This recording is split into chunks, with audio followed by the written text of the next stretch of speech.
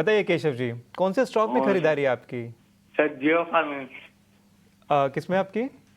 जियो financials जो में। Sir जी जी। और कौन से रेट से आपने खरीदारी की है इसमें? 251। ठीक है।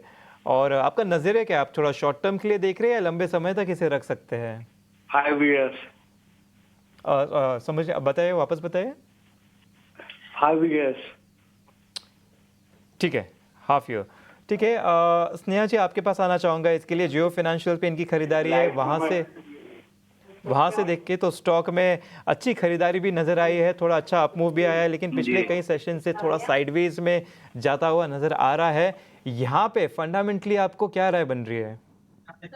जी देखिए, जियो फाइनेंस एक स्ट्रॉन्ग कंपनी है। ये काफ़ी मैंने काफ़ी सेगमेंट्स में डाइवर्सिफ़ाई कर रही है। इन्हें रेगुलेटरी से अप्रूवल आने की देरी है। एक बार अप्रूवल आ जाए तो इनके वो अर्निंग्स में दिखाई देगा। इनफैक्ट हाल-फिलहाल में न्यूज़ था कि इन्हें एएमसी के लिए अप्रूवल मिलने वाली है। तो अगर हमें आने वाले दिनों में अगर एएमसी का अप्रूवल आते हुए दिखता है, तो स्टॉक में डेफ़िनेटली हमें कुछ ना कुछ अच्छा मूव दिखाई देगा। ये है नजरिया आपके स्टॉक पर इस वक्त नजर आता हुआ। चलिए बढ़ते हैं। और ध्वनि एक हमारे दर्शक हैं यूट्यूब पर, इन्हें लगभग 2.25 लाख रुपए लगाने हैं शेयर बाजार में। अब ऐसे में इनको क्या रणनीति आप सुझाएंगी? इन्होंने मुझे नज़रिया नहीं बताया कि कितने समय के लिए पैसा लगाना चाहते हैं, लेकिन जो समझ में आ रहा है शायद काफ़ी इन्वेस्टमेंट का इनका नज़रिया होगा, जो स्ट्रैटेजी ये चाहते हैं। 3.25 लाख रुपए, बताइएगा। जी बिल्कुल। यहाँ पे कविता, सबसे पहले तो मैं इनको यही कहना चाहूंगी कि 3.25 लाख रुपए यहाँ पे इनका जो एक निवेश का अमाउंट इन्होंने बताया है वो बड़ा अमाउंट है, तो इसे आप ट्रांचेस में ब्रेक कीजिए। आप एक साथ सारा ही निवेश ना करें इस समय पे। सबसे पहले यहाँ पे जो शॉर्ट टर्म के लिए यहाँ पे फोकस बन रहा है, तो आईटीज पे हमारा फोकस बन रहा है, जहाँ पे अगर आप देखें तो इस गिरावट के अंदर आईटी स्टॉक्स ने यहाँ पे अपना जो सपोर्ट लेवल है वो काफी अच्छा बना के रखा हुआ है। तो आईटीज के अंदर फोकस बना के रखे। आईटीज में आप स्टॉक्स पिक कर सकते हैं, जैसे टेक महिंद्रा है, एचसीएल टेक है। इनके चार्ट स्ट्रक्चर भी यहाँ पे काफी अच्छे लग रहे हैं। टेक महिंद्रा की अगर मैं बात करती हूँ तो नीचे की तरफ स्टॉक ने अपना सपोर्ट लेवल टेस्ट करा यहाँ पे 1560 से लेके 1570 की लेवल के पास, और वहां से आज के सत्र में आपको इसके अंदर तेजी देखने को मिल रही है। शॉर्ट टर्म बेसिस पे अगर हम यहाँ पे देख रहे हैं तो ओवरऑल आपको जैसे ही स्टॉक यहाँ पे 1670 का लेवल यहाँ पे क्रॉस करता है, तो वापस से आपको इसके अंदर एक फ्रेश तेजी देखने को मिल सकती है। तो इसके अंदर फोकस आप बना सकते हैं। उसके अलावा अगर आप देखें तो आज मेटल्स के अंदर भी काफी एक अच्छी खरीदारी देखने को मिल रही है। कुछ एक मेटल नेम्स है जहाँ पे हमें खरीदारी ज्यादा ही अच्छे तरीके से देखने को मिल रही है, जैसे कि वीडीएल का स्टॉक है वो मेरे लिए आज फोकस में बन रहा है, क्योंकि यहाँ पे अगर आप डेलीज पे देखें तो इसी गिरावट के अंदर कोई भी एक स्ट्रक्चरल यहाँ पे ब्रेक नहीं हुआ है। स्टॉक ने अपना जो नीचे की तरफ सपोर्ट लेवल है 500 की लेवल के पास, वो काफी अच्छी तरह से होल्ड करा, और वहां से ही आपको इसके अंदर तेजी देखने को मिली है। तो आप इसके अंदर भी पोजीशन ऐड कर सकते हैं। जैसे ही स्टॉक यहाँ पे आपको देखेगा कि 520 522 के लेवल्स क्रॉस करता है, तो इसके अंदर एक फ्रेश तेजी देखने को मिलेगी। तो वीडीएल की तरफ भी आपका एक झुकाव हो सकता है। तो हाल फिलहाल के लिए आईटी और मेटल्स ये दो सेक्टर्स है जहाँ पे आप फोकस कर सकते हैं, और स्लोली स्लोली आपकी जो पूरी यहाँ पे पूंजी है उसको इसके अंदर निवेश करें। अभी फिलहाल के लिए इन दो स्टॉक्स पे आप फोकस कर सकते हैं।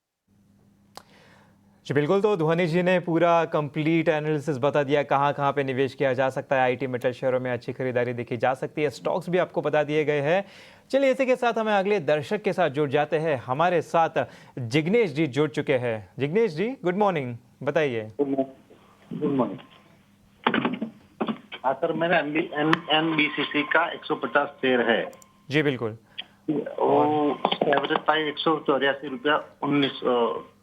184.49 पैसा है जी। तो अभी क्या करेगा? और आप थोड़ा लंबे समय के लिए देख रहे हैं या शॉर्ट टर्म के लिए? नहीं, लंबे समय के लिए रखेंगे तो 2-3 साल के लिए। तो जी बिल्कुल।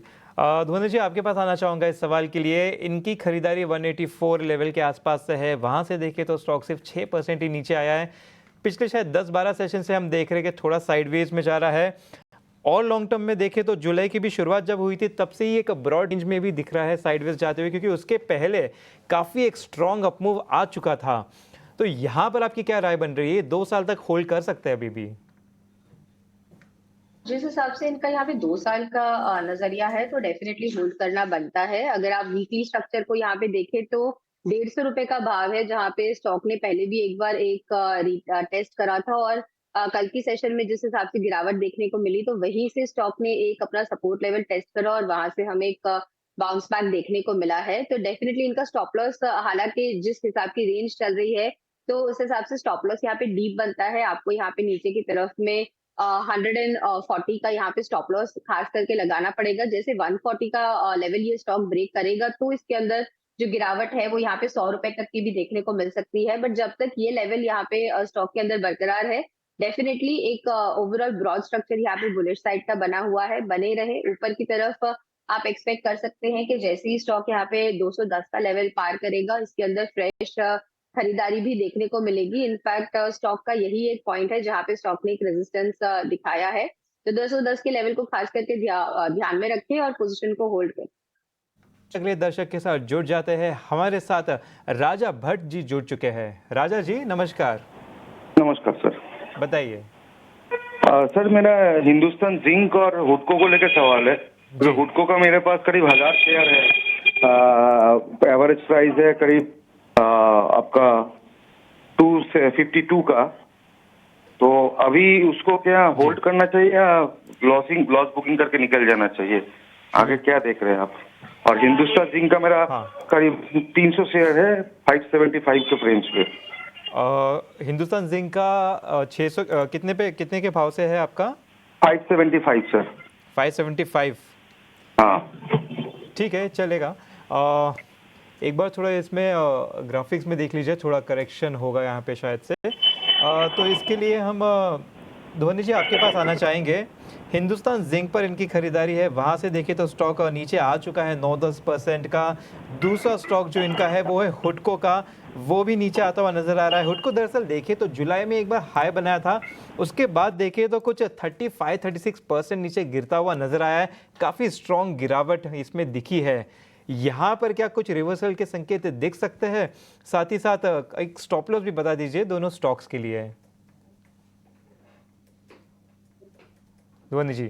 सबसे जी बिल्कुल अंश, यहाँ पे सबसे पहले अगर हम हुडको की बात कर रहे हैं तो स्टॉक के अंदर डेफिनेटली जो गिरावट है वो काफी स्ट्रांग देखने को मिल रही है। इनफैक्ट वीकली स्ट्रक्चर पे अगर आप देखें तो स्टॉक ने अपनी जो अहम शॉर्ट टर्म एवरेजेस है उनको नीचे की तरफ क्रॉस कर रहा है, और मोमेंटम इंडिकेटर्स दर्शा रहे हैं कि नेगेटिव साइड का मोमेंटम जो है वो इसके अंदर कंटिन्यू होता हुआ देखने को मिल सकता है। बेस फॉर्मेशन स्टॉक की यहाँ पे देखने को मिल रही है कि करीब 180 के लेवल्स के पास आपको एक सपोर्ट यहाँ पे देखने को मिलेगा। तो इनको यहाँ पे और नुकसान जो है वो हुडको में देखने को मिल सकता है। तो मेरी यहाँ पे हुडको में शॉर्ट टर्म बेसिस पे एग्जिट की सलाह रहेगी। और जहां तक हिंदुस्तान जिंक का सवाल है तो हिंदुस्तान जिंक में यहाँ पे एक बाउंस बैक देखने को मिल रहा है। तो इसके अंदर बने रहने की सलाह रहेगी। स्टॉक जैसे ही ऊपर की तरफ में यहाँ पे 540 के स्तर को ऊपर की तरफ क्रॉस करता है तो इसके अंदर फ्रेश बाइंग एक्शन आपको देखने को मिलेगा, क्योंकि वीकलीज पे ये अपनी शॉर्ट टर्म एवरेजेस के ऊपर एक क्लोजिंग देता हुआ देखने को मिलेगा। तो बने रहे इसके अंदर ऊपर की तरफ। ये बाउंस जो है वो यहाँ पे 660 रुपए तक सस्टेन कर सकता है पोजिशनली। और स्टॉप लॉस का खास करके ध्यान रखें। इस हिंदुस्तान जिंक के अंदर आपको नीचे की तरफ यहाँ पे जो है वो 480 रुपए का यहाँ पे स्टॉप लॉस लगा के रखना है स्ट्रिक्टली। जैसे क्योंकि 480 जो है वो अगर ब्रेक करेगा तो स्ट्रक्चर रिवर्सल यहाँ पे होने देखने को मिल सकता है। बट जब तक ये लेवल बरकरार है होल्ड करके रखें। ऊपर की तरफ 660 से लेकर 670 के लेवल तक ये बाउंस देगा।